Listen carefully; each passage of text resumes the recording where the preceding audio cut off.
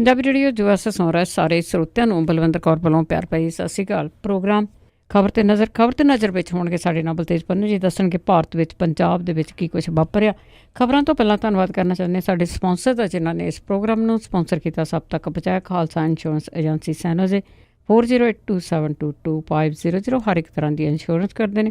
Gurdeep Singh Birdi ਕਲੋਬਸ, Satnam Singh Shergill Salma, Bahadur Singh Gill ਫੌਲਰ, Sukhwinder Singh, Jasvir Kaur Fremont, Sarabjit Singh ਚੋਕਰ ਟਰਲਿਕ, ਲਾਲੀ ਸਿੱਧੂ ਜੀ ਬਿਕਰਸਫੀਲ। ਬਹੁਤ ਬਹੁਤ ਧੰਨਵਾਦ ਕਰਦੇ ਹਾਂ। ਪ੍ਰੋਗਰਾਮ ਨੂੰ ਸਪਾਂਸਰ ਕੀਤਾ ਸਭ ਤੱਕ ਪਹੁੰਚਾਇਆ। ਸਾਡੇ ਨਾਲ ਜੁੜ ਚੁੱਕੇ ਨੇ ਬਲਤੇਜ ਪੰਨੂ ਜੀ, ਸਤਿ ਸ਼੍ਰੀ ਅਕਾਲ, ਸਵਾਗਤ ਹੈ ਜੀ। ਸਤਿ ਸ਼੍ਰੀ ਅਕਾਲ ਜੀ, ਧੰਨਵਾਦ ਜੀ, ਬਹੁਤ ਮਿਹਰਬਾਨੀ। ਤੇ ਜੀ ਮਾਰਦੇ ਹਾਂ ਨਜ਼ਰ ਜਿਸ ਤਰ੍ਹਾਂ ਉਥਲ ਪੁਥਲ ਹੋ ਰਹੀ ਆ ਇਲੈਕਸ਼ਨਾਂ ਕਰਕੇ, ਤੇ ਦਲ ਬਦਲੀਆਂ ਤੇ ਅਸਤੀਫਿਆਂ ਦਾ ਦਿਨ ਰਿਹਾ। ਬਿਲਕੁਲ ਜੀ, ਇੱਕ ਪੱਖੋਂ ਤਾਂ ਜਿਹੜਾ ਦਿਨ ਸੀਗਾ ਕੱਲ ਦਾ ਬੀਤਿਆ ਉਹ ਇਸ ਪੱਖੋਂ ਬਿਜ਼ੀ ਰਿਹਾ ਕਿ 49 ਨਾਮਜ਼ਦਗੀਆਂ ਜਿਹੜੀਆਂ ਸੀਗੀਆਂ ਉਹ ਦਾਖਲ ਹੋਈਆਂ ਵੱਖ-ਵੱਖ ਥਾਵਾਂ ਦੇ ਉੱਤੇ। ਵੱਖ-ਵੱਖ ਉਮੀਦਵਾਰਾਂ ਨੇ, ਵੱਖ-ਵੱਖ ਪਾਰਟੀਆਂ ਦੇ ਜਿਹੜੇ ਉਮੀਦਵਾਰ ਨੇ ਉਹਨਾਂ ਨੇ ਇਹਨਾਂ ਨਾਮਜ਼ਦਗੀਆਂ ਆਪਣੀਆਂ ਜਿਹੜੀਆਂ ਉਹ ਦਾਖਲ ਕੀਤੀਆਂ। ਅੱਜ ਵੀ ਕਾਫੀ ਰੁਝੇਵਿਆਂ ਭਰਿਆ ਜਿਹੜਾ ਦੀ ਉਹ ਦਿਨ ਰਹੂਗਾ, ਕਿਉਂਕਿ 2 ਦਿਨ ਛੁੱਟੀ ਆ ਗਈ ਵਿੱਚ, ਔਰ 2 ਦਿਨ ਜਿਹੜੇ ਆ ਜੀ ਇਹ ਕੱਟੇ ਜਾਣਗੇ, ਇਹਨਾਂ ਨਾਮਜ਼ਦਗੀਆਂ ਦੇ ਘੱਟ ਜਾਣਗੇ। 27 ਤਰੀਕ ਨੂੰ ਜਿਹੜਾ ਸੈਕਿੰਡ ਸੈਟਰਡੇ ਆ, ਔਰ ਸੈਕਿੰਡ ਸੈਟਰਡੇ ਜਿਹੜੀ ਹੈ ਜੀ ਉਹ ਛੁੱਟੀ ਹੁੰਦੀ ਹੈ, ਔਰ ਫਿਰ ਐਤਵਾਰ ਜਿਹੜਾ ਆ ਗਿਆ ਜੀ। ਇਹ 2 ਦਿਨ ਕੱਟੇ ਜਾਣ ਤੋਂ ਬਾਅਦ ਫਿਰ ਇੱਕ ਦਿਨ ਜਿਹੜਾ ਉਹ ਲਾਸਟ ਰਹਿ ਜੂਗਾ ਸੋਮਵਾਰ ਨਾਮਜ਼ਦਗੀਆਂ ਦਾਖਲ ਕਰਵਾਉਣ ਦਾ।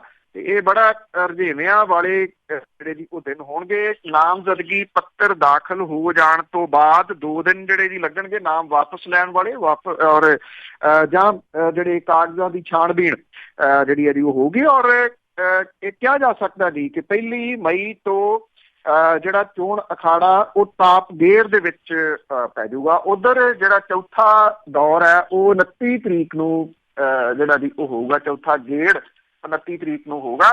ਫਿਰ ਹੌਲੀ ਹੌਲੀ ਜਿਹੜੀ ਇਸ ਪਾਸੇ ਵੱਲ ਨੂੰ ਸ਼ਿਫਟ ਹੋਣਾ ਸ਼ੁਰੂ ਹੋ ਜਾਊਗਾ ਜੀ ਬਹੁਤਾ ਇਸ ਖਿੱਤੇ ਜਿਹੜਾ ਜੀ ਉਹ ਵੱਲ ਨੂੰ। ਜੇ ਆਪਾਂ ਗੱਲ ਕਰੀਏ ਪੰਜਾਬ ਦੇ ਉੱਤੇ, ਤੇ ਪੰਜਾਬ ਦੇ ਵਿੱਚ ਜੋ ਕੁਛ ਜਿਹੜਾ ਜੀ ਉਹ ਚੱਲਦਾ ਰਿਹਾ, ਇੱਕ ਤਾਂ ਨਾਜਰ ਸਿੰਘ ਮਾਨਸ਼ਾਹੀ ਆ ਜਿਹੜੇ ਕਿ ਮਾਨਸਾ ਤੋਂ ਚੋਣ ਲੜੇ ਸੀਗੇ ਆਮ ਆਦਮੀ ਪਾਰਟੀ ਦੇ ਵੱਲੋਂ। ਉਹਨਾਂ ਨੇ ਖੁਦ ਮੁਖਤਿਆਰੀ ਦੇ ਨਾਂ ਦੇ ਉੱਤੇ ਜਿਹੜਾ ਜੀ ਆਮ ਆਦਮੀ ਪਾਰਟੀ ਤੋਂ ਬਗਾਵਤ ਕੀਤੀ ਸੀਗੀ ਸੁਖਪਾਲ ਸਿੰਘ ਖਹਿਰਾ ਹੋਰਾਂ ਦੇ ਨਾਲ।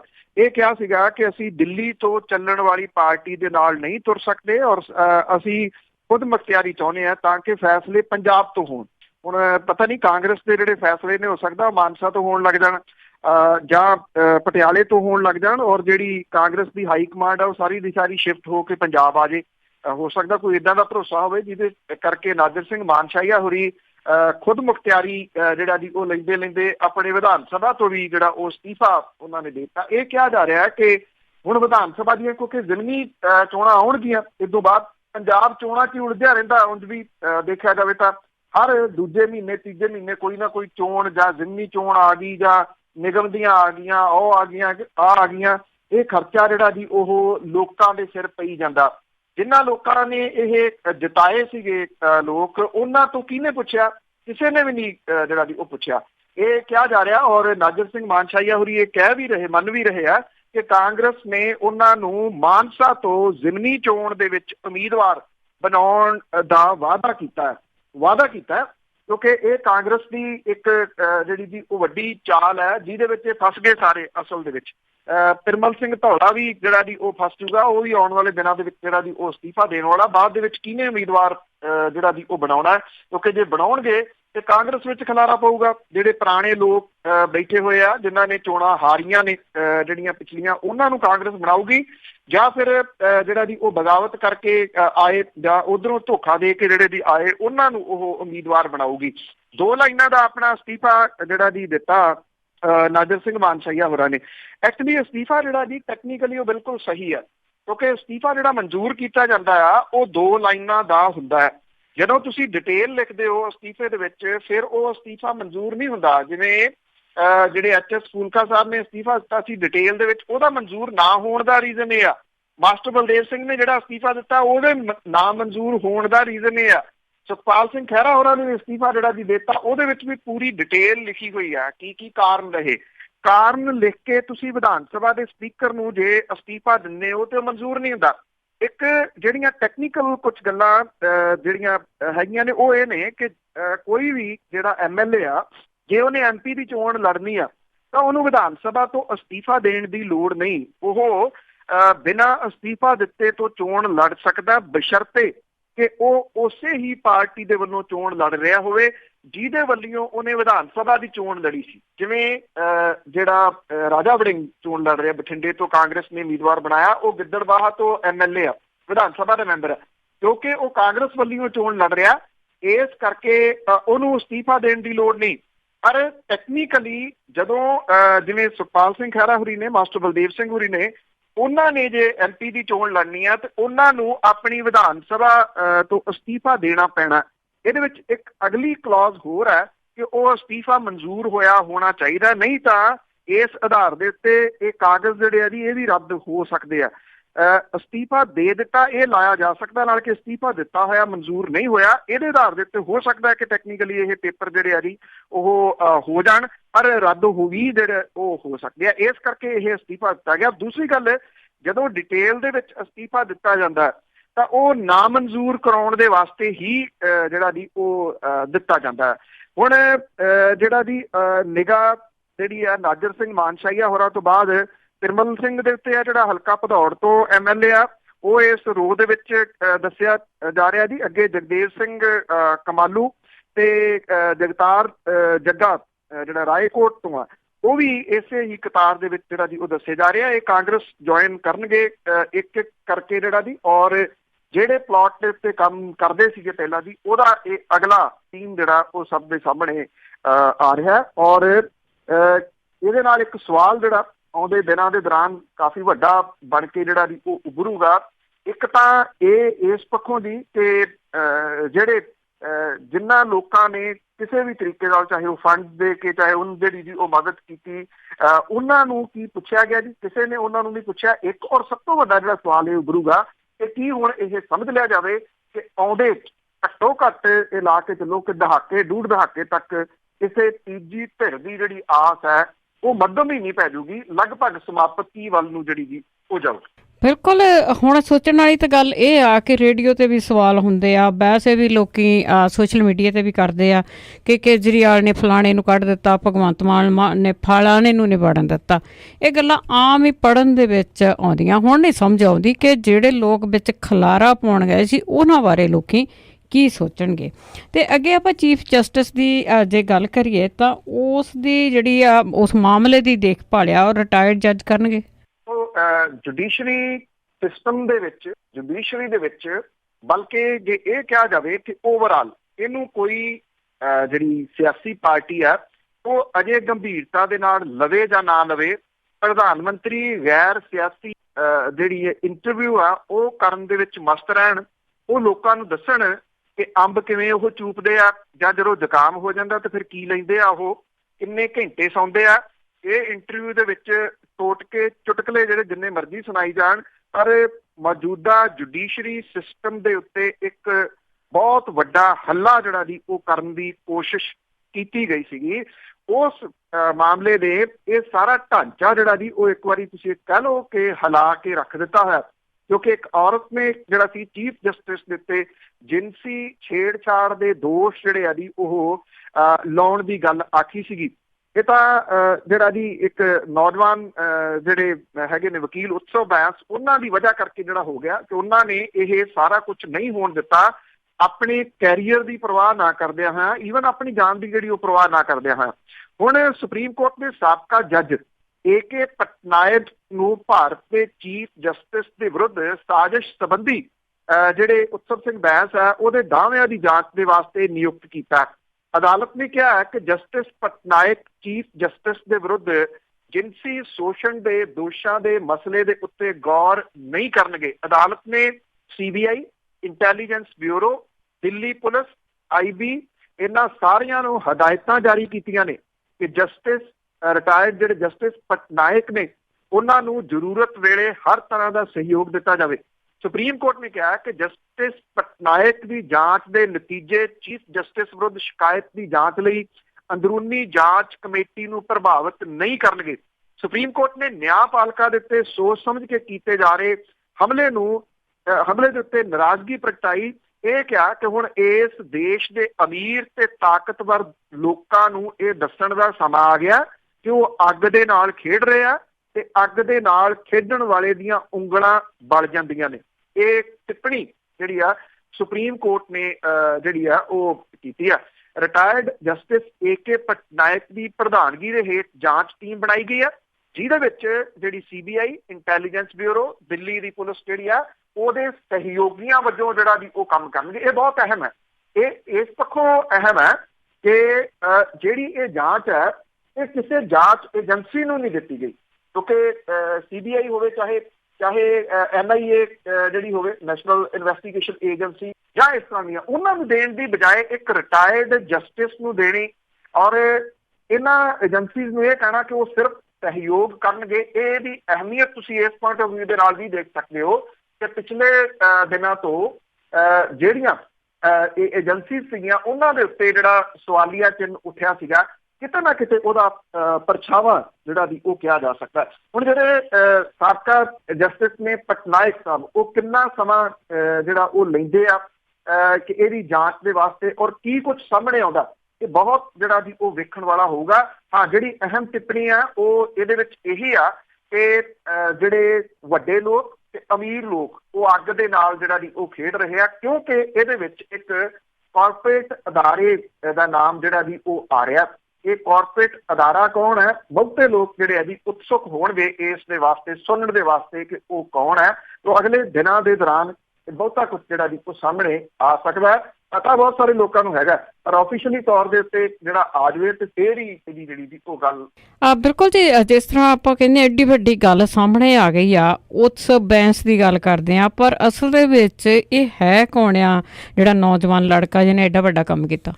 बिल्कुल जी, इस वेले मेरा ख्याल केंद्र बिंदु जिहड़ा जी ओह बनिया होया उत्सव बैंस, और हर बंदा जिहड़ा जी जानना चाहुंदा है कि उत्सव कौन होया, ये उत्सव बैंस कौन होया। जिस दिन उत्सव नाम सामने आया तो लोगों ने जिहड़ा जी ये महसूस किया कि ये किसी होर सूबे का रहन वाला। जो पिछों लास्ट नेम बैंस जिहड़ा जी आया तो फिर पता लग्या कि यह पंजाबी मूल का ही जिहड़ा जी नौजवान है जिन्हें अपना कैरियर अजे थोड़ा समा पहला सुप्रीम कोर्ट दे विच शुरू किया। 32 साल का उत्सव बैंस जिहड़ा अज तुसीं कह लो कि जिहड़ी जुडिशरी है ਉਹਦੇ ਉੱਤੇ ਹੋਣ ਵਾਲੇ ਹਮਲੇ ਨੂੰ ਰੋਕਣ ਦੇ ਵਾਸਤੇ ਕੰਧ ਬਣ ਕੇ ਖੜਾ ਹੋ ਗਿਆ ਜੀ। ਔਰ ਉਤਸਵ ਬੈਂਸ ਜਿਹੜਾ ਹੈ ਉਹ ਮਨੁੱਖੀ ਅਧਿਕਾਰਾਂ ਦੇ ਵਾਸਤੇ ਲੜਨ ਵਾਲੇ ਇੱਕ ਉਹ ਨਾਮ ਜਿਹਨੇ ਇੱਕ ਬਹੁਤ ਲੰਬੀ ਲੜਾਈ ਜਿਹੜੀ ਜੀ ਉਹ ਪੰਜਾਬ ਦੇ ਵਿੱਚ ਲੜੀ ਆ। ਸਾਬਕਾ ਜੱਜ ਨੇ ਜੀ ਅਜੀਤ ਸਿੰਘ ਬੈਂਸ, ਉਹਨਾਂ ਦਾ ਪੋਤਰਾ ਹੈ ਉਹ ਉਤਸਵ ਬੈਂਸ ਜਿਹੜਾ ਜੀ। ਔਰ ਜਿਹੜੇ ਅੱਜ ਵੀ ਪੰਜਾਬ ਦੇ ਵਿੱਚ ਤੁਸੀਂ ਕਹਿ ਲਓ ਕਿ ਜਿਹੜੇ ਮਨੁੱਖੀ ਅਧਿਕਾਰਾਂ ਦੇ ਵਾਸਤੇ ਲੜ ਰਹੇ ਨੇ, ਜਸਟਿਸ ਅਜੀਤ ਸਿੰਘ ਬੈਂਸ ਹੋਰਾਂ ਦਾ ਜਿਹੜਾ ਬੇਟਾ ਹੈ RS ਬੈਂਸ, ਉਹਨਾਂ ਦਾ ਉਹ ਬੇਟਾ, ਔਰ ਉਹ ਵਕਾਲਤ ਕਰਨ ਤੋਂ ਬਾਅਦ 2 ਸਾਲ ਤੋਂ ਦਿੱਲੀ ਦੇ ਵਿੱਚ ਰਹਿ ਰਿਹਾ ਜੀ। 2012 ਦੇ ਵਿੱਚ ਉਹਨੇ ਰੋਹਤਕ ਦੇ ਸ਼ੈਲਟਰ ਹੋਮ ਆਪਣਾ ਘਰ ਦੇ ਵਿੱਚ ਬੱਚਿਆਂ ਦੇ ਯੌਨ ਸ਼ੋਸ਼ਣ ਦਾ ਮਾਮਲਾ ਜਿਹੜਾ ਚੁੱਕਿਆ ਸੀ, ਬੜਾ ਚਰਚਿਤ ਹੋਇਆ ਸੀਗਾ।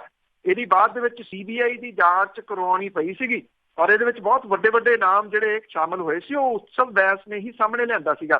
ਕਰੀਬ 2 ਸਾਲ ਤੋਂ ਉਹ ਆਸਾਰਾਮ ਦੇ ਯੌਨ ਸ਼ੋਸ਼ਣ ਦੇ ਮਾਮਲਿਆਂ ਦੇ ਵਿੱਚ ਗਵਾਹਾਂ ਦੀ ਜਿਹੜੀ ਆ ਉਹ ਪੈਰਵਾਈ ਕਰ ਰਿਹਾ ਸੀਗਾ। 2016 ਦੇ ਵਿੱਚ ਉਹ ਜਿਹੜਾ ਬੌਬੀ ਜੋਸ਼ੀ ਨੂੰ ਪੰਜਾਬ ਹਰਿਆਣਾ ਹਾਈ ਕੋਰਟ ਦੇ ਵਿੱਚ ਲੈ ਕੇ ਆਇਆ ਸੀਗਾ, ਜਿਹਨੇ ਦਾਅਵਾ ਕੀਤਾ ਸੀਗਾ ਕਿ ਹਰਿਆਣਾ ਦੇ ਵਿੱਚ ਫਰਵਰੀ 2016 ਦੇ ਵਿੱਚ ਜਾਟ ਅੰਦੋਲਨ ਜਿਹੜਾ ਹੋਇਆ ਸੀ, ਆਪਾਂ ਬਹੁਤ ਵਾਰੀ ਉਹਦਾ ਜ਼ਿਕਰ ਕੀਤਾ, ਮੂਰਥਲ ਦੇ ਵਿੱਚ ਜੋ ਕੁਝ ਹੋਇਆ ਸੀ, ਜਿਹੜੇ ਮੂਰਥਲ ਦੇ ਵਿੱਚ ਰੇਪ ਹੋਏ ਸਨ, ਉਦੋਂ ਇਹ ਮਾਮਲਾ ਵੀ ਉਤਸਵ ਬੈਂਸ ਜਿਹੜਾ ਸੀ ਉਹ ਬੌਬੀ ਜੋਸ਼ੀ ਨੂੰ ਸਾਹਮਣੇ ਲਿਆ ਕੇ ਇਸੇ ਹੀ ਜਿਹੜਾ ਵਿਅਕਤੀ ਨੇ ਹਾਈਲਾਈਟ ਕੀਤਾ ਸੀਗਾ।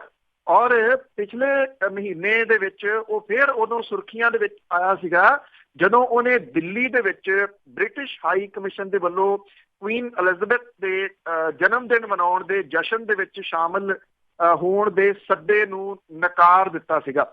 ਉਹਨੇ ਇਹ ਕਿਹਾ ਸੀਗਾ ਕਿ ਉਹ ਇੱਥੇ ਨਹੀਂ ਜਾਣਾ ਚਾਹੁੰਦਾ। ਚੰਡੀਗੜ੍ਹ ਦੇ ਵਿੱਚ Punjab and Haryana high court ਦੇ ਵਿੱਚ ਉਹ ਕੁਝ ਕੇਸਾਂ ਦੇ ਵਿੱਚ ਜਿਹੜਾ ਜੀ ਉਹ ਪੇਸ਼ ਹੁੰਦਾ ਰਿਹਾ, ਪਰ ਸੀਨੀਅਰ ਵਕੀਲ ਵੀ ਮੰਨਦੇ ਆ ਕਿ ਉਹ ਤਿੱਖੇ ਤੇ ਜੁਝਾਰੂ ਵਕੀਲ ਹੈ ਜਿਹੜਾ ਕਿਸੇ ਦੇ ਦਬਾਅ ਦੇ ਵਿੱਚ ਨਹੀਂ ਆਉਂਦਾ। ਉਹ ਇੱਕ ਪੰਜਾਬੀ ਦੀ ਕਹਾਵਤ ਹੈ ਜੀ ਕਿ ਪਿਤਾ ਪਰ ਪੂਤ ਬਾਪ ਪਰ ਘੋੜਾ ਬਹੁਤ ਨਹੀਂ ਤਾਂ ਥੋੜਾ ਥੋੜਾ।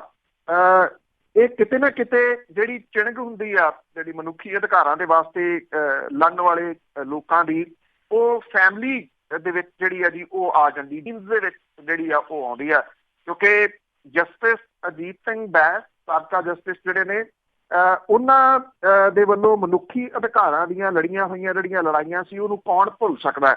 ਔਰ RS ਬੈਂਸ ਜਿਹੜੇ ਨੇ ਬਹੁਤ ਘੱਟ ਬੋਲਦੇ ਨੇ, ਮੈਂ ਉਹਨਾਂ ਨੂੰ ਨਿੱਜੀ ਤੌਰ ਤੇ ਵੀ ਜਾਣਦਾ, ਪਰ ਜਿੰਨੀ ਕੁ ਗੱਲ ਜਿੰਨੀ ਕੁ ਲੜਾਈ ਉਹ ਲੜ ਰਹੇ ਆ, ਔਰ ਉਹ ਉਹਨਾਂ ਲੋਕਾਂ ਚੋਂ ਨਹੀਂ ਹੈਗੇ ਜਿਹੜੇ ਕਿ ਰੌਲਾ ਪਾਉਂਦੇ ਆ ਆਪਣੀ ਲੜਾਈ ਦਾ, ਮੈਂ ਆਹ ਕਰਤਾ ਮੈਂ ਉਹ ਕਰਤਾ। ਉਹ ਚੁੱਪ ਕਰਕੇ ਲੜਾਈ ਲੜਨ ਵਾਲੇ ਜਿਹੜਾ ਜੀ ਉਹ ਲੋਕਾਂ ਦੇ ਵਿੱਚੋਂ ਨੇ। ਤੇ ਅਗਲੀ ਪੀੜ੍ਹੀ ਜਿਹੜੀ ਆ ਜੀ ਇਹ ਸੁਣ ਕੇ ਮੇਰਾ ਖਿਆਲ ਬਹੁਤ ਸਾਰੇ ਲੋਕਾਂ ਨੂੰ ਇਸ ਗੱਲ ਦੀ ਤਸੱਲੀ ਤਾਂ ਰਹੂਗੀ ਕਿ ਵੀ ਕਦੀ ਕਿਸੇ ਚੀਜ਼ ਦਾ ਬੀਜ ਨਾਸ਼ ਨਹੀਂ ਹੋਇਆ ਕਰਦਾ। ਕੁਛ ਲੋਕ ਜਿਹੜੇ ਜੀ ਉਹ ਅਜੇ ਵੀ ਜਿਉਂਦੇ ਨੇ, ਜਿਹੜੇ ਕਿ ਆਪਣੀ ਪਰਵਾਹ ਨਾ ਕਰਦਿਆਂ ਹੋਇਆਂ ਅਜਿਹੀਆਂ ਜਿਹੜੀਆਂ ਸੰਸਥਾਵਾਂ ਨੇ ਵੱਡੀਆਂ, ਉਹਨਾਂ ਦੀ ਹੋਂਦ ਬਰਕਰਾਰ ਰੱਖਣ ਦੇ ਵਾਸਤੇ ਕਿਸੇ ਵੀ ਤਰ੍ਹਾਂ ਦੀ ਬਾਜ਼ੀ ਲਾ ਸਕਦੇ। ਜੀ ਜੀ ਜੀ ਬਿਲਕੁਲ। ਤੇ ਅੱਗੇ ਗੱਲ ਕਰਦੇ ਹਾਂ, ਪੰਜਾਬ ਦੀਆਂ ਜੇਲ੍ਹਾਂ ਦੇ ਵਿੱਚ ਨਿੱਤ ਨਵੇਂ ਦਿਨ ਕੁਛ ਨਾ ਕੁਛ ਸੁਣਦੇ ਹਾਂ, ਇੱਕ ਵਾਰੀ ਫਿਰ ਉਸ ਦਾ ਅਸਲ ਚਿਹਰਾ ਸਾਹਮਣੇ ਆਇਆ। ਪੰਜਾਬ ਦੀਆਂ ਜੇਲ੍ਹਾਂ ਦੇ ਵਿੱਚ ਕੀ ਕੁਛ ਹੁੰਦਾ ਆ, ਇਹਦੇ ਚਰਚੇ ਬੜੀ ਵਾਰੀ ਜਿਹੜੇ ਜੀ ਉਹ ਹੁੰਦੇ ਰਹਿੰਦੇ ਆ। ਅਕਸਰ ਇਹ ਗੱਲ ਚੱਲਦੀ ਆ ਕਿ ਪੰਜਾਬ ਦੀਆਂ ਜਿਹੜੇ ਪੰਜਾਬ ਦੇ ਵਿੱਚ ਆ ਉਹ ਨਸ਼ੇ ਦੇ ਸਮਗਲਰਾਂ ਨੂੰ ਨੱਥ ਨਹੀਂ ਜਿਹੜੀ ਜੀ ਉਹ ਪਾਈ ਜਾਂਦੀ। ਅੱਜ ਵੀ ਜਿਹੜਾ ਜੀ ਉਹ ਚੱਲਦਾ ਸਾਰੇ ਜਗ੍ਹਾ ਦੇ ਉੱਤੇ ਇਹ ਇਸ਼ੂ ਨਸ਼ਿਆਂ ਵਾਲਾ ਜਿਹੜਾ ਜੀ ਉਹ ਭਖਦਾ। ਪਰ ਉਦੋਂ ਵੱਡਾ ਸਵਾਲ ਆ ਜਾਂਦਾ ਹੈ ਕਿ ਜੇਲ੍ਹ ਜਿੱਥੇ ਇੱਕ ਦਰਵਾਜ਼ਾ ਹੁੰਦਾ ਜਾਣ ਲਈ, ਦਰਵਾਜ਼ੇ ਦੇ ਵਿੱਚ ਵੀ ਖਿੜਕੀ ਹੁੰਦੀ ਹੈ, ਉੱਥੋਂ ਲੰਘ ਕੇ ਨਸ਼ੇ ਜਿਹੜੇ ਆ ਉਹ ਜੇਲ੍ਹਾਂ ਦੇ ਅੰਦਰ ਕਿਵੇਂ ਚਲੇ ਜਾਂਦੇ ਆ, ਔਰ ਉੱਥੇ ਉਹ ਨਸ਼ਿਆਂ ਦਾ ਭਾਅ ਬਾਹਰ ਨਾਲੋਂ ਦੁੱਗਣਾ ਤਿੱਗਣਾ, ਕਿਉਂਕਿ ਉਹ ਜੇਲ੍ਹਾਂ ਦੇ ਅੰਦਰ ਨੇ। ਜਿਹੜੇ ਬਾਹਰ ਵੇਚਦੇ ਨੇ ਉਹਨਾਂ ਨੂੰ ਤਾਂ ਉਹ ਕਿਵੇਂ ਫੜੇ ਜਾਣੇ ਨੇ, ਜੇਲ੍ਹਾਂ ਦੇ ਅੰਦਰ ਜਿਹੜੇ ਉਹੀ ਨਹੀਂ ਫੜੇ ਜਾਂਦੇ। ਔਰ ਐਸਾ ਖੂਨ ਜੇਲ੍ਹ ਅਧਿਕਾਰੀਆਂ ਦੇ ਮੂੰਹ ਨੂੰ ਜਿਹੜਾ ਜੀ ਉਹ ਲੱਗਿਆ ਹੋਇਆ। ਜੇਲ੍ਹਾਂ ਦੇ ਅੰਦਰ ਜਿਹੜੇ ਲੋਕ ਜਾਂਦੇ ਆ ਉਹ ਫਿਰ ਚੰਗੇ ਤਰੀਕੇ ਨਾਲ ਰਹਿਣ ਦੇ ਵਾਸਤੇ, ਫੋਨ ਦੀ ਸਹੂਲਤ ਜਿਹੜੀ ਉਹ ਲੈਣ ਦੇ ਵਾਸਤੇ, ਚੰਗੀਆਂ ਕੋਠੜੀਆਂ ਜਿਹੜੀਆਂ ਉਹਦੇ ਵਿੱਚ ਰਹਿਣ ਦੇ ਵਾਸਤੇ ਅਕਸਰ ਜੇਲ੍ਹ ਸੁਪਰੀਡੈਂਡੈਂਟ ਜਿਹੜਾ ਜੀ ਉਹਦੇ ਸੰਪਰਕ ਦੇ ਵਿੱਚ ਆਉਂਦੇ ਆ। ਇਹ ਕਿਹਾ ਜਾਂਦਾ ਕਿ ਜਿਹੜੇ ਜੇਲ੍ਹ ਸੁਪਰਡੈਂਟ ਨੇ ਉਹ ਫਿਰ ਮਹੀਨਾ ਅੱਗੋਂ ਜਿਹੜਾ ਜੀ ਉਹ ਚੜਾਉਂਦੇ ਆ। ਇਹ ਮੰਤਰੀਆਂ ਸ਼ੰਤਰੀਆਂ ਤੱਕ ਸਭ ਨੂੰ ਜਿਹੜਾ ਜੀ ਉਹ ਜਾਂਦਾ ਅੱਗੇ ਤੋਂ ਅੱਗੇ ਮਹੀਨਾ। ਬਹੁਤ ਵੱਡਾ ਇੱਕ ਰੈਕਡ ਹੈ ਇਹ ਜਿਹੜਾ ਸਾਰਾ ਚੱਲ ਰਿਹਾ। ਕਿਤੇ ਕਿਤੇ ਕੋਈ ਚੀਜ਼ ਜਿਹੜੀ ਉਹ ਸਾਹਮਣੇ ਆਉਂਦੀ ਆ ਜਿਹਦੇ 'ਚ ਤੁਸੀਂ ਕਹਿ ਸਕਦੇ ਹੋ ਕਿ ਐਵੇਂ ਕੋਈ 8-10% ਜਿਹੜਾ ਜੀ, ਬਹੁਤਾ ਤਾਂ ਜਿਹੜਾ ਜੀ ਉਹ ਲੰਘ ਜਾਂਦਾ, ਅੱਗੇ ਉਹ ਚੱਲੀ ਜਾਂਦਾ ਉਸੇ ਤਰੀਕੇ ਦੇ ਨਾਲ। ਉਹ ਕਦੀ ਵੀ ਨਾ ਰੁਕਿਆ ਨਾ ਰੁਕੂਗਾ, ਕਿਉਂਕਿ ਕਰਪਸ਼ਨ ਜਿਹੜੀ ਆ ਉਹ ਸਿਰ ਚੜ ਕੇ ਬੋਲਦੀ ਆ। ਰਾਜਨ ਕਪੂਰ ਨਾਮ ਦਾ ਜਿਹੜਾ ਇੱਥੇ ਜੇਲ੍ਹ ਸੁਪਰਡੈਂਟ ਸੀਗਾ ਪਟਿਆਲੇ ਦੇ ਵਿੱਚ, ਉਹਨੂੰ ਉਹਦੇ ਨਾਮ ਤੋਂ ਤਰ੍ਹਾਂ ਜਿਹੜਾ ਜੀ ਉਹ ਕੈਦੀ ਕਰਦੇ ਸੀ। ਕਿਉਂਕਿ ਉਹਨੇ ਕੀ ਕੀਤਾ ਸੀਗਾ, ਕੁਛ ਲੋਕ ਜੇਲ੍ਹ ਦੇ ਅੰਦਰ ਜਿਹੜੇ ਕ੍ਰਿਮੀਨਲ ਸੀਗੇ ਉਹਨਾਂ ਨੂੰ ਆਪਣੇ ਨਾਲ ਜੋੜ ਲਿਆ। ਆਪਣੇ ਨਾਲ ਜੋੜ ਕੇ ਜਿਹੜੇ ਵਿਅਕਤੀ ਇੱਥੇ ਜੇਲ੍ਹ ਦੇ ਅੰਦਰ ਆਉਂਦੇ ਸੀਗੇ ਕਿਸੇ ਨਾ ਕਿਸੇ ਜਿਹੜਾ ਕੇਸ ਦੀ ਵਜ੍ਹਾ ਕਰਕੇ, ਉਹਨਾਂ ਨੂੰ ਇਹ ਖਾਸ ਜਗ੍ਹਾ ਦੇ ਉੱਤੇ ਲਿਜਾ ਕੇ ਪਟਿਆਲੇ ਦੇ ਵਿੱਚ ਉਹਨਾਂ ਦਾ ਕੁਟਾਪਾ ਕਰਦੇ ਸੀਗੇ। ਉਹਨਾਂ ਨੂੰ ਬਹੁਤ ਬੁਰੇ ਤਰੀਕੇ ਦੇ ਨਾਲ ਕੁੱਟਦੇ ਸੀ, ਮਜਬੂਰ ਕਰਦੇ ਸੀ ਕਿ ਆਪਣੇ ਘਰਦਿਆਂ ਨੂੰ ਫੋਨ ਕਰ ਤੇ ਉਹ ਜਿਹੜੇ ਆ ਪੈਸੇ ਲੈ ਕੇ ਆਉਣ। ਕਿੰਨੇ ਪੈਸੇ ਲੈਂਦੇ ਸੀਗੇ? 5-5 ਲੱਖ, 10-10 ਲੱਖ ਨਹੀਂ, ਬਲਕਿ ਇਹ ਕਿਹਾ ਜਾਂਦਾ ਹੈ ਕਿ ਰਾਜਨ ਕਪੂਰ ਨੇ 25-25 ਲੱਖ ਰੁਪਈਆ ਵੀ ਇੱਕ ਬੰਦੇ ਤੋਂ ਘਰੋਂ ਜਿਹੜਾ ਜੀ ਮੰਗਵਾਇਆ। ਉਹਨਾਂ ਦੇ ਘਰ ਤੱਕ ਵਿਕਵਾ ਤੇ, ਉਹਨਾਂ ਦੀਆਂ ਜ਼ਮੀਨਾਂ ਜਾਇਦਾਦਾਂ ਤੱਕ ਜਿਹੜੀਆਂ ਉਹ ਵਿਕਵਾ ਦਿੱਤੀਆਂ। ਇੱਕ ਜਿਹੜੀ ਚਿੱਠੀ ਸੀਗੀ ਉਹ ਗਈ ਜੀ ਸੁਪਰੀਮ ਕੋਰਟ ਨੂੰ। ਫਿਰ ਇੱਥੋਂ ਅੰਦਰੋਂ ਜਿਹੜਾ ਆਪਾਂ ਜ਼ਿਕਰ ਕੀਤਾ ਪਹਿਲਾਂ, ਉਤਸਵ ਬੈਂਸ ਹੋਰਾਂ ਵਾਲਾ ਜਿਹੜਾ ਇੱਕ ਜਿਹੜਾ ਹੋਮ ਸੀਗਾ ਜਿਹੜਾ ਉਹਨਾਂ ਨੇ ਚੁੱਕਿਆ ਸੀ, ਉਸ ਮਾਮਲੇ ਦੇ ਵਿੱਚ ਬਿਹਾਰ ਦਾ ਇੱਕ ਜਿਹੜਾ ਸੀਗਾ ਰਾਜਸੀ ਨੇਤਾ, ਕਿਉਂਕਿ ਉਹਨੂੰ ਖਤਰਾ ਸੀ ਉੱਤੇ ਬਿਹਾਰ ਦੇ ਵਿੱਚ, ਸੁਪਰੀਮ ਕੋਰਟ ਦੇ ਹੁਕਮਾਂ ਦੇ ਉੱਤੇ ਉਹਦੀ ਜੇਲ੍ਹ ਤਬਦੀਲ ਹੋ ਗਈ ਇਹ ਪਟਿਆਲਾ।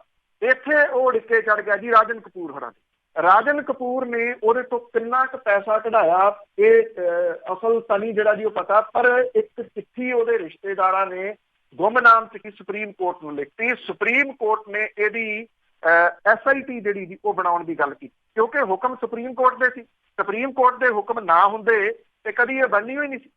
ਅੱਗੋਂ ਇਹ ਹੋ ਗਿਆ ਕਿ ਉਹ ਜਿਹੜੀ SIT ਬਣੀ ਉਹਦੀ ਅਗਵਾਈ ਮਿਲ ਗਈ ਇਮਾਨਦਾਰ ਅਫਸਰ ਨੂੰ, ਉਹ ਸੀ ਕੁੰਵਰ ਵਿਜੇ ਪ੍ਰਤਾਪ ਹੋਰੀ। ਔਰ ਕੁੰਵਰ ਵਿਜੇ ਪ੍ਰਤਾਪ ਹੋਰਾਂ ਦੇ ਵੱਲੋਂ ਕੀਤੀ ਗਈ ਇਨਵੈਸਟੀਗੇਸ਼ਨ, ਜਿਹਦੇ ਵਿੱਚ ਇਹ ਸਾਰਾ ਕੁਝ ਸਾਹਮਣੇ ਆ ਗਿਆ ਕਿ ਪਟਿਆਲਾ ਜੇਲ੍ਹ ਦੇ ਸੁਪਰਡੈਂਟ ਰਾਜਨ ਕਪੂਰ, ਅਸਿਸਟੈਂਟ ਸੁਪਰਡੈਂਟ ਵਿਕਾਸ ਸ਼ਰਮਾ, ਸੁਖਜਿੰਦਰ ਸਿੰਘ ਤੇ ਪ੍ਰਗਟ ਸਿੰਘ, ਇਹ ਸਾਰੇ ਦੇ ਸਾਰੇ ਇਸ ਰੈਕਟ ਦੇ ਵਿੱਚ ਸ਼ਾਮਲ ਸਨ, ਜਿਹੜੇ ਕਿ ਮੁਜ਼ੱਫਰਪੁਰ ਸੈਕਟ ਘੁਟਾਲੇ ਦਾ ਜਿਹੜਾ ਦੋਸ਼ੀ ਸੀਗਾ ਉਹਦੇ ਤੋਂ ਇਹਨਾਂ ਨੇ ਮੋਟਾ ਪੈਸਾ ਲਿਆ ਸੀਗਾ। ਇਹਦਾ ਮੁੱਖ ਮੁਲਜ਼ਮ ਜਿਹੜਾ ਬਰਜੇਸ਼ ਠਾਕਰ ਪਟਿਆਲੇ ਦੀ ਕੇਂਦਰੀ ਜੇਲ੍ਹ ਦੇ ਵਿੱਚ ਜਿਹੜਾ ਜੀ ਉਹ ਕੈਦ ਕੱਟ ਰਿਹਾ, ਉਹਨੇ ਜਿਹੜਾ ਜੀ ਇਹ ਸਾਰਾ ਕੁਝ ਕੱਢਿਆ ਸੀਗਾ।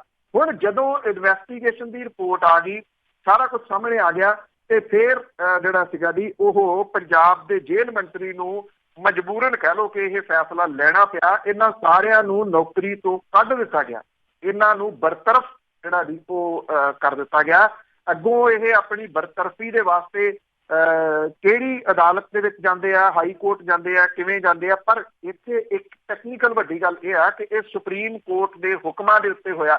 ਇਸ ਕਰਕੇ ਹੇਠਲੀਆਂ ਅਦਾਲਤਾਂ ਜਿਹੜੀਆਂ ਨੇ ਉਹ ਇਹਨਾਂ ਦੀ ਗੱਲ ਸੁਣਨ ਦੇ ਵਾਸਤੇ ਕਈ ਵਾਰੀ ਸੋਚਣਗੀਆਂ ਜੀ। ਇਹ ਤਾਂ ਇੱਕ ਘਟਨਾ ਜਿਹੜੀ ਸਾਹਮਣੇ ਆ ਗਈ, ਪਤਾ ਨਹੀਂ ਕੀ ਕੁਝ ਜਿਹੜਾ ਜੀ ਉਹ ਹੋ ਰਿਹਾ, ਉਹ ਕਦੀ ਸਾਹਮਣੇ ਆਉਂਦਾ ਹੀ ਨਹੀਂ ਆਉਂਦਾ ਸੀ ਨਾ। ਪੰਜਾਬ ਲੁੱਟ ਕੇ ਖਾ ਲਿਆ ਇਹਨਾਂ ਲੋਕਾਂ ਨੇ ਰਲ ਮਿਲ ਕੇ। ਅੱਗੇ ਗੱਲ ਕਰਦੇ ਆ, ਕਾਂਗਰਸ ਨੇ ਕੀਤਾ ਤਾਂ ਕੁਛ ਨਹੀਂਗਾ, ਪਰ ਹੁਣ ਇਲੈਕਸ਼ਨ ਆ, ਉਸ ਨੂੰ ਸਿਰਫ ਇੱਕ ਬੇਅਦਬੀ ਵਾਲਾ ਜਿਹੜਾ ਮੁੱਦਾ ਹੈ ਉਸ ਤੇ ਹੀ ਆਸ ਆ। ਬਿਲਕੁਲ ਜੀ, ਇਸ ਵੇਲੇ ਪੰਜਾਬ ਦੇ ਮੁੱਖ ਮੰਤਰੀ ਦੇਰ ਬਾਅਦ ਉਤਰੇ ਆ ਜਿਹੜਾ ਜੀ ਪੰਜਾਬ ਦੇ ਵਿੱਚ। ਪੰਜਾਬ ਦੇ ਮੁੱਖ ਮੰਤਰੀ ਨੇ ਪੰਜਾਬ 'ਚ ਦੇਰ ਬਾਅਦ ਆਏ ਆ, ਤੇ ਉਹ ਥਾਂ ਥਾਂ ਦੇ ਉੱਤੇ ਜਿਹੜਾ ਜੀ ਜਾ ਰਹੇ ਆ ਕਾਗਜ਼ ਭਰਾਉਣ ਦੇ ਵਾਸਤੇ। ਔਰ ਹਰ ਜਗ੍ਹਾ ਦੇ ਉੱਤੇ ਉਹ ਅਕਾਲੀ ਭਾਜਪਾ ਦੇ ਰਾਜ ਦੇ ਦੌਰਾਨ ਬੇਅਦਬੀ ਦੀਆਂ ਘਟਨਾਵਾਂ ਜਿਹੜਾ ਜੀ ਉਹਦਾ ਹੀ ਜ਼ਿਕਰ ਜ਼ਿਆਦਾ ਜਿਹੜਾ ਜੀ ਉਹ ਕਰ ਰਹੇ ਆ। ਕਹਿੰਦੇ ਅਕਾਲੀ ਭਾਜਪਾ ਰਾਜ ਦੇ ਦੌਰਾਨ ਬੇਅਦਬੀ ਦੀਆਂ ਘਟਨਾਵਾਂ ਨੂੰ ਅੰਜਾਮ ਦੇਣ ਵਾਲਾ ਇੱਕ ਵੀ ਦੋਸ਼ੀ ਗ੍ਰਿਫਤਾਰ ਨਹੀਂ ਹੋਇਆ, ਜਦੋਂ ਕਿ ਕਾਂਗਰਸ ਦੀ ਸਰਕਾਰ ਨੇ ਬੇਅਦਬੀ ਕਰਨ ਵਾਲਿਆਂ ਨੂੰ ਸਲਾਖਾਂ ਦੇ ਪਿੱਛੇ ਜਿਹੜਾ ਜੀ ਉਹ ਭੇਜ ਦਿੱਤਾ। ਜਿਹੜਾ ਕਿਉਂਕਿ ਇਹ ਮਾਮਲਾ ਜਿਹੜਾ SIT ਦਾ ਜਿਵੇਂ ਰੁਕ ਗਿਆ, ਉਹਦੇ ਵਾਸਤੇ ਵੀ ਉਹ ਅਕਾਲੀ ਦਲ ਦੇ ਸਿਰ ਮੜਦੇ ਆ ਕਿ ਉਹਨੇ ਜਿਹੜਾ ਦੇਖੋ ਜੀ ਕੁੰਵਰ ਵਿਜੇ ਪ੍ਰਤਾਪ ਹੋਰਾਂ ਦੀ ਬਦਲੀ ਕਰਾਤੀ। ਅਸੀਂ ਤਾਂ ਬਹੁਤ ਕੁਝ ਜਿਹੜਾ ਜੀ ਉਹ ਕੀਤਾ। ਇਹ ਵੀ ਕਿਹਾ ਉਹਨਾਂ ਨੇ ਬਠਿੰਡੇ ਦੇ ਵਿੱਚ ਇੱਕ ਵਾਰੀ ਫੇਰ ਜੋ ਕੁਝ ਫਤਿਹਗੜ੍ਹ ਸਾਹਿਬ ਦੇ ਵਿੱਚ ਕਿਹਾ, ਜੋ ਕੁਝ ਜਲੰਧਰ 'ਚ ਕਿਹਾ, ਉਹਨੂੰ ਹੀ ਰਿਪੀਟ ਜਿਹੜਾ ਜੀ ਉਹ ਕਰ ਰਹੇ ਆ ਕਿ ਅਕਾਲੀ ਦਲ ਗੁਰਦੁਆਰਿਆਂ ਨੂੰ ਆਪਣੇ ਪਰਸਨਲ ਯੂਜ਼ ਦੇ ਵਾਸਤੇ ਵਰਤ ਰਿਹਾ, ਔਰ ਅਕਾਲੀ ਦਲ ਤੋਂ ਮੁਕਤ ਕਰਵਾਉਣਾ ਜਿਹੜਾ ਉਹ ਜ਼ਰੂਰੀ ਹੋ ਗਿਆ। ਉਹਨਾਂ ਨੇ ਜਿਹੜਾ ਜੀ ਇਹ ਗੱਲ ਕਹੀ ਕਿ ਜਦੋਂ ਅਕਾਲੀ ਦਲ ਹੋਂਦ ਦੇ ਵਿੱਚ ਆਇਆ ਸੀਗਾ, ਉਦੋਂ ਜੁਝਾਰੂ ਜਮਾਤ ਨੇ ਮਸੰਦਾਂ ਤੋਂ ਸਿੱਖਾਂ ਦੇ ਗੁਰੂ ਘਰ ਛਡਵਾਏ ਸੀ, ਪਰ ਅੱਜ ਅਕਾਲੀ ਦਲ ਗੁਰੂ ਘਰਾਂ ਨੂੰ ਆਪ ਜਿਹੜਾ ਉਹ ਵਰਤ ਰਿਹਾ। ਜਿਹੜੇ ਈਵਨ ਕਿਉਂਕਿ ਜਦੋਂ ਉਹ ਬੋਲ ਰਹੇ ਸਨ ਤਾਂ ਹੈਰਾਨੀ ਵਾਲੀ ਥੋੜੀ ਜਿਹੀ ਲੋਕਾਂ ਨੂੰ ਗੱਲ ਇਹ ਵੀ ਲੱਗੀ ਬਠਿੰਡੇ ਦੇ ਵਿੱਚ। ਉਹਨਾਂ ਨੇ ਇਹ ਕਿਹਾ ਕਿ ਮੇਰੇ ਉੱਤੇ ਇਹ ਇਲਜ਼ਾਮ ਲੱਗਦੇ ਆ ਜੀ ਕਿ ਮੈਂ ਗੁਟਕਾ ਸਾਹਿਬ ਦੀ ਸਹੁੰ ਖਾ ਕੇ ਮੁੱਕਰ ਗਿਆ ਸੀਗਾ। ਉਹਨਾਂ ਨੇ ਕਿਹਾ ਇੱਕ ਵਾਰੀ ਮੈਂ ਸ਼ਾਇਦ ਕਿਤੇ ਰਾਮਪੁਰਾ ਦੇ ਵਿੱਚ ਜਿਹੜਾ ਜੀ ਗੁਟਕਾ ਹੱਥ ਦੇ ਵਿੱਚ ਲੈ ਕੇ ਜਿਹੜੀ ਸਹੁੰ ਖਾਧੀ ਸੀ ਕਿ ਨਸ਼ਿਆਂ ਦਾ ਲੱਕ ਤੋੜ ਦਊਂਗਾ। ਮੈਂ ਕਿਹਾ ਕਿ 26,000 ਨਸ਼ਾ ਤਸਕਰ ਜਿਹੜੇ ਆ ਜੀ ਉਹ ਜੇਲ੍ਹਾਂ ਦੇ ਵਿੱਚ ਬੰਦ ਹੈ। ਜਿਹੜੀ ਨਸ਼ੇ ਦੀ ਕੀਮਤ ਹੈ ਉਹ ਪਹਿਲਾਂ ਨਾਲੋਂ 5 ਗੁਣਾ ਵੱਧ ਗਈ ਆ, ਜਿਹਦੇ ਤੋਂ ਇਹ ਪਤਾ ਲੱਗਦਾ ਹੈ ਕਿ ਨਸ਼ਿਆਂ ਦੇ ਉੱਤੇ ਸਰਕਾਰ ਨੇ ਕਾਬੂ ਜਿਹੜਾ ਜੀ ਉਹ ਪਾ ਲਿਆ। ਇਹ ਵੀ ਕਹਿਤਾ ਕਿ 5 ਲੱਖ ਨੌਜਵਾਨ ਜਿਹੜੇ ਆ ਜੀ ਉਹ ਦਵਾਈ ਲੈ ਰਹੇ ਆ ਨਸ਼ਾ ਛਡਾਊ ਜਿਹੜਾ ਜੀ ਉਹ ਸੈਂਟਰਾਂ ਤੋਂ। ਜਿਹੜੀ ਜਿੱਥੇ ਇਹ ਐਕਚੁਅਲੀ ਸਹੁੰ ਜਿਹੜੀ ਚੁੱਕੀ ਗਈ ਸੀ, ਇਹ ਗੋਨੇਆਣਾ ਰੋਡ ਦੇ ਉੱਤੇ ਜਿਹੜੀ ਕਲੋਨੀ ਸੀ ਉਹਦੇ ਵਿੱਚ ਵਿਧਾਇਕ ਜਿਹੜੇ ਰਮਨਦੀਪ ਸਿੰਘ ਸਿੱਕੀ ਹੋਰਾਂ ਤੋਂ ਗੁਟਕਾ ਲੈ ਕੇ ਜਿਹੜਾ ਜੀ ਉਹਨਾਂ ਨੇ ਸਹੁੰ ਚੁੱਕੀ ਸੀ ਕਿ ਉਹ 4 ਹਫ਼ਤਿਆਂ ਦੇ ਵਿੱਚ ਨਸ਼ਾ ਜਿਹੜਾ ਜੀ ਉਹ ਖਤਮ ਕਰਨਗੇ। ਪਰ ਉਹ ਇਹ ਵੀ ਭੁੱਲ ਗਏ ਕਿ ਨਸ਼ਾ ਖਤਮ ਕਰਨ ਦੀ ਸਹੁੰ ਉਹਨਾਂ ਨੇ ਕਿੱਥੇ ਚੁੱਕੀ ਸੀਗੀ। ਇਹ ਬਠਿੰਡੇ ਦੇ ਵਿੱਚ ਸੀਗੀ, ਪਰ ਉਹ ਕਹਿੰਦੇ ਰਾਮਪੁਰਾ ਦੇ ਵਿੱਚ, ਕਹਿੰਦੇ ਸ਼ਾਇਦ ਮੈਂ ਕਿਤੇ ਰਾਮਪੁਰਾ ਦੇ ਵਿੱਚ ਜਿਹੜੀ ਆ ਉਹ ਸਹੁੰ ਸੀਗੀ।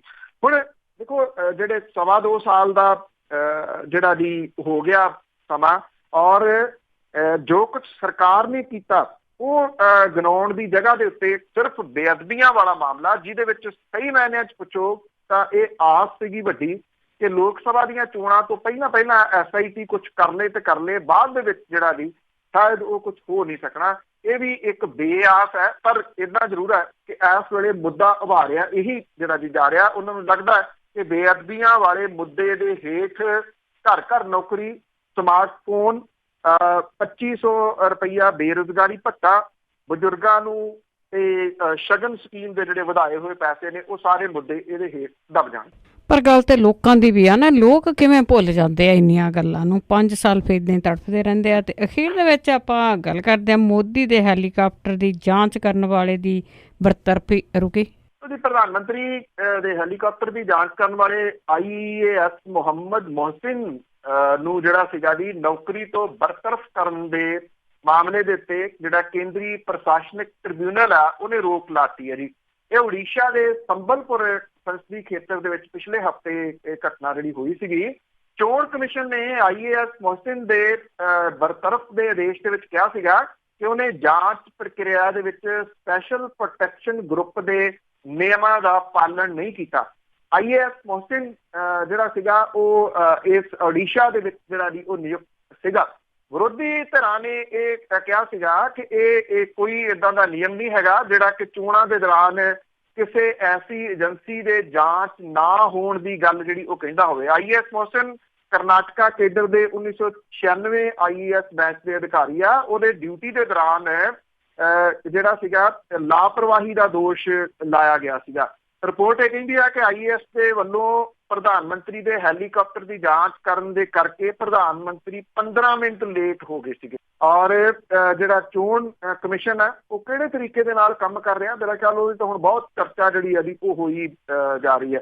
ਉਹਨੇ ਇਹ ਗੱਲ ਕਹੀ ਸੀਗੀ ਕਿ ਜਿਹੜੇ ਇਸ ਤਰ੍ਹਾਂ ਦੀਆਂ ਨਿਯੁਕਤੀਆਂ ਕੀਤੀਆਂ ਜਾਂਦੀਆਂ ਨੇ ਉਹ ਇਸ ਕਰਕੇ ਕੀਤੀਆਂ ਜਾਂਦੀਆਂ ਨੇ IAS ਆਫੀਸਰ ਦੀਆਂ ਤਾਂ ਕਿ ਆਜ਼ਾਦ ਤੌਰ ਦੇ ਉੱਤੇ ਚੋਣਾਂ ਜਿਹੜੀਆਂ ਦੀ ਉਹ ਹੋ ਸਕਣ। ਕਿੰਨੀਆਂ ਆਜ਼ਾਦ ਹੋ ਰਹੀਆਂ ਨੇ, ਮੇਰਾ ਖਿਆਲ ਜਿੰਨੀਆਂ ਕਹਾਣੀਆਂ ਸਾਹਮਣੇ ਆ ਰਹੀਆਂ ਨੇ ਉਹ ਕਿਸੇ ਤੋਂ ਲੁਕੀਆਂ ਛਿਪੀਆਂ ਨਹੀਂ। ਇਸ ਕਰਕੇ ਜਿਹੜਾ ਜੀ ਇਹਦੀ ਬਰਤਰਫੀ ਦੇ ਉੱਤੇ ਜਿਹੜੀ ਜੀ ਉਹ ਰੋਕ ਲੱਗਣੀ, ਇਹ ਵੀ ਇੱਕ ਕਿਸਮ ਦੇ ਨਾਲ ਤੁਸੀਂ ਕਹਿ ਸਕਦੇ ਹੋ ਕਿ ਜਿਹੜਾ ਚੋਣ ਕਮਿਸ਼ਨ ਦੇ ਵੱਲੋਂ ਕਾਹਲੀ ਦੇ ਵਿੱਚ ਲਿਆ ਗਿਆ ਜਿਹੜਾ ਸਟੈਪ ਸੀਗਾ ਕਿ ਉਹਨੂੰ ਬਰਤਰਫ ਕਰਤਾ ਜੀ ਕਿ ਉਹਨੇ ਜਾਂਚ ਜਿਹੜੀ ਸੀ ਉਹ ਕਿਉਂ ਕੀਤੀ ਤੇ ਉੱਥੇ ਪ੍ਰਧਾਨ ਮੰਤਰੀ ਜਿਹੜੇ ਉਹ 15 ਮਿੰਟ ਲੇਟ ਹੋ ਗਏ। ਪਹਿਲਾਂ ਜਾ ਕੇ ਕਿਹੜਾ ਜੀ ਅੰਬ ਚੁੱਕਣੇ ਸੀਗੇ। ਸੋ ਜਿਹੜਾ ਜੀ ਉਹਦੀ ਬਰਤਰਫੀ ਰੁਕਣੀ ਇਹ ਆਪਣੇ ਆਪ ਦੇ ਵਿੱਚ ਜਿਹੜੀ ਜੀ ਇਸ ਪੱਖੋਂ ਚੰਗੀ ਗੱਲ ਹੈ ਤੇ ਉਹਨੂੰ ਘਰੇ ਨਹੀਂ ਜਿਹੜਾ ਜੀ ਉਹ ਤੋੜ ਦਿੱਤਾ ਗਿਆ। ਬਾਕੀ ਹੁਣ ਇਲੈਕਸ਼ਨ ਤੋਂ ਬਾਅਦ ਜਿਹੜਾ ਉਹ ਫੈਸਲਾ ਹੋਊ। ਜੀ ਇਸ ਦੀ ਆੜ ਥੱਲੇ ਬਹੁਤ ਕੁਛ ਹੋ ਰਿਹਾ। ਬਹੁਤ ਬਹੁਤ ਧੰਨਵਾਦ ਬਲਤੇਜ ਪੰਨੂ ਜੀ। ਮਿਹਰਬਾਨੀ ਜੀ, ਧੰਨਵਾਦ ਜੀ, ਸਤਿ ਸ਼੍ਰੀ ਅਕਾਲ ਜੀ। ਤੇ ਸਰੋਤੇ ਹੋਏ ਸਾਨੂੰ ਬਲਤੇਜ ਪੰਨੂ ਜੀ ਸਾਡੇ ਨਾਲ ਜੁੜਦੇ ਨੇ, ਕਰਦੇ ਨੇ ਖਬਰਾਂ। ਇਸੇ ਦੇ ਨਾਲ ਸਾਡਾ ਅੱਜ ਦਾ ਬੁਲਟਨ ਇੱਥੇ ਹੀ ਸਮਾਪਤ। ਬਲਵਿੰਦਰ ਕੌਰ ਵੱਲੋਂ ਆਪ ਸਭ ਨੂੰ ਹੀ ਪਿਆਰ ਭਰੀ ਸਤਿ ਸ਼੍ਰੀ ਅਕਾਲ।